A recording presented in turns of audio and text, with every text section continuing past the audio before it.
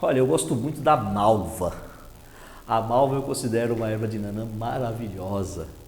A malva branca é a malva cheirosa. Nossa, ela tem um aroma delicioso. Não é malvina não, é malva, malva mesmo. É uma erva maravilhosa de nanã. Frutas de nanã. As frutas de nanã que eu gosto de dar oferendas e até eu gosto de falar do simbolismo que tem ali, é o figo roxo. E o figo roxo ele traz até aquela coisa enrugada, aquela coisa de madura, né, de maturidade espiritual. Ele representa ali, numa representação, representa-se o cálice feminino, representa-se o útero ali já amadurecido, né? Então representa muito bem a maturidade. Eu gosto do figo roxo, gosto da pera, pera mesmo, a pera que também representa o cálice. São frutos que eu oferendo para a Mãe Nanã. São frutos que usamos nos nossos rituais, são frutos que nós usamos para dar para a Mãe Nanã. A outra erva de Mãe Nanã também, nós damos também a taioba. A taioba também nós damos para a Mãe Nanã. Com quem que Mãe Nanã é sincretizada, Pai Paulo? Mãe Nanã é sincretizada com Senhora Santa Ana. E aí vem até uma curiosidade, né? Santa Ana, ela na sua imagem, ela está sentada, né? E ensinando Maria, mãe de Jesus, a ler. Ela está ensinando como ler, como fazer a leitura. Sabedoria. É uma analogia muito bem realizada pelos nossos babalaos ancestrais aí, né? Que analogia maravilhosa que fizeram. Mãe Nanã, sabedoria, Santa Ana, sábia, ensinando a ler. Nossa, maravilhoso, maravilhoso. Então, pela simbologia, sincretiza-se Mãe Nanã com Senhora Santa Ana. Mas quero dizer aqui novamente, sincretismo não tem nada a ver com o orixá. Sincretismo é uma analogia que foram feitas.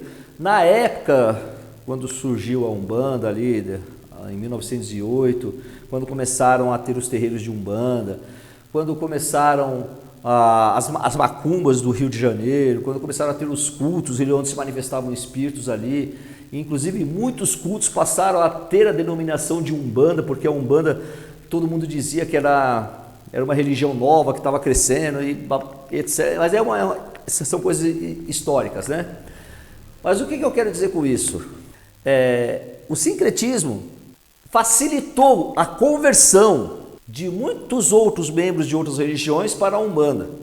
Por isso que o sincretismo foi necessário naquela época.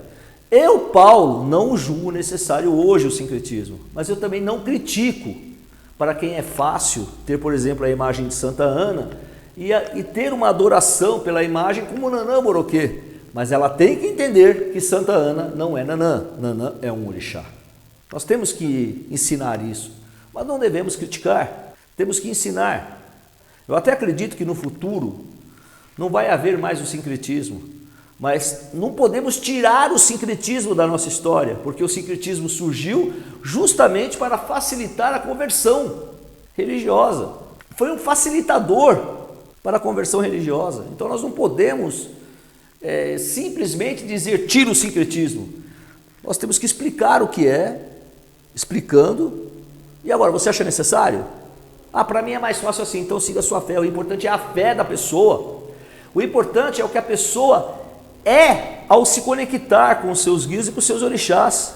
De nada adianta ela falar, tá bom, tira, e ter uma conduta moral desregrada, ter uma conduta moral horrível. De nada adianta você exigir que tire as imagens católicas do terreiro, se você no seu dia a dia é um péssimo umbandista, é um péssimo ser humano. Enquanto aquela pessoa que tem as imagens católicas é uma pessoa melhor, é uma pessoa boa. Nós temos sim que ensinar o que é o sincretismo. Temos que dizer o que é e não é. Mas temos que também respeitar aqueles que querem ter a sua crença e a sua fé. Fé é algo que se sente, é algo que se tem, e não algo que é imposto. Tudo que é imposto é ruim. Tudo que é uma imposição, tem que tirar, é ruim. Tudo que é extremo é ruim. Então, temos que ensinar que sincretismo foi bom, e hoje não é mais necessário. E temos que explicar o que é. Eu falei alguns itãs de Mãe Nanã aí antes de chegar a hora do itã. Eu guardei esse itã para este momento, para que pudéssemos entender melhor a energia e com o que Nanã trabalha, né? Então vamos lá então. No começo da criação divina, Olorum determinou que Oxalá criasse os novos mundos. E determinou que Oxalá criasse também o ser humano. Então Oxalá criou os mundos e tentou criar o homem, o ser humano do ar. Só que o ar se dissipou. Tentou criar o ser humano da madeira pura. Ele esculpiu a madeira, criou o ser humano. Só que o ser humano ficou duro. Criou da pedra. Foi a mesma situação, ficou duro, rígido. Tentou do vegetal, só que o vegetal apodreceu. Tentou do fogo, só que o fogo se consumiu. E Oxalá já estava desesperado, não sabia mais o que fazer para cumprir uma determinação do Criador e cumprir uma determinação de Olorum. Foi aí, nesse instante, que o Divino Criador falou para Oxalá para que ele pedisse ajuda aos orixás, para que os orixás pudessem ajudá-lo nessa determinação.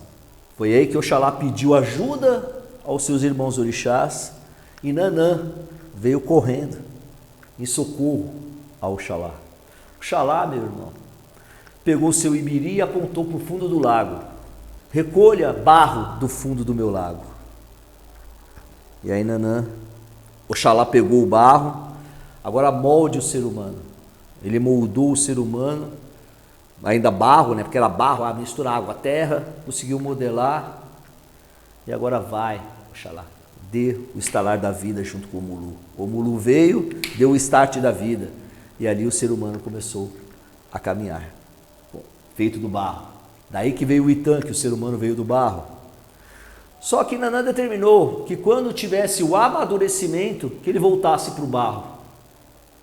Que aí surge então o enterro. Veio do barro terá que voltar. Veio do pó terá que voltar. Veio para do barro, porque Nanã falou assim, do barro tu veio, para o barro tu volta. Ok, é uma lenda maravilhosa, mas aí nós temos que interpretar a lenda. Por que o barro? O barro, com a água, ele é completamente modelável. E assim é a nossa vida. Nós somos modelados o tempo todo. Nós somos envolvidos pelas energias dos orixás o tempo todo. Ora, nós nos afastamos, ora, nós nos aproximamos. E quando nós nos afastamos dos orixás, nós estamos suscetíveis a outras energias, a outras tormentas da vida. Mas somos nós que nos afastamos. E quando nós nos aproximamos dos orixás, aí sim, eu estou envolto às emanações divinas do Criador. Por que o barro? Por que voltar para o barro? Ou seja, vive e volta para o barro. Porque Mãe Nanã é a senhora da decantação das memórias. Quando nós vamos reencarnar, é Nanã que decanta as nossas memórias ancestrais. E quando nós nascemos de novo para a espiritualidade, no momento certo, Nanã starta as nossas memórias ancestrais. Aí envolve os atributos, os fatores de Nanã, que é a sabedoria, a decantação e o barro sagrado. Nossa, falar de Mãe Nanã é maravilhoso, e compreender também o orixá é maravilhoso. Entender o orixá é maravilhoso. Saber se conectar com o orixá é maravilhoso. E ter o conhecimento, e tendo sabedoria para usar o conhecimento, é mais maravilhoso ainda. Por isso que eu falo que nós devemos sempre estar prontos para aprender, ter a mente aberta para aprender e usar do conhecimento para ter uma vida melhor, para nos tornarmos uma pessoa melhor. É errado aquele que fala que já sabe tudo, que não precisa de nada. Porque esse que fala que já sabe tudo, não precisa de nada, na realidade é o que mais precisa. Essa é a realidade.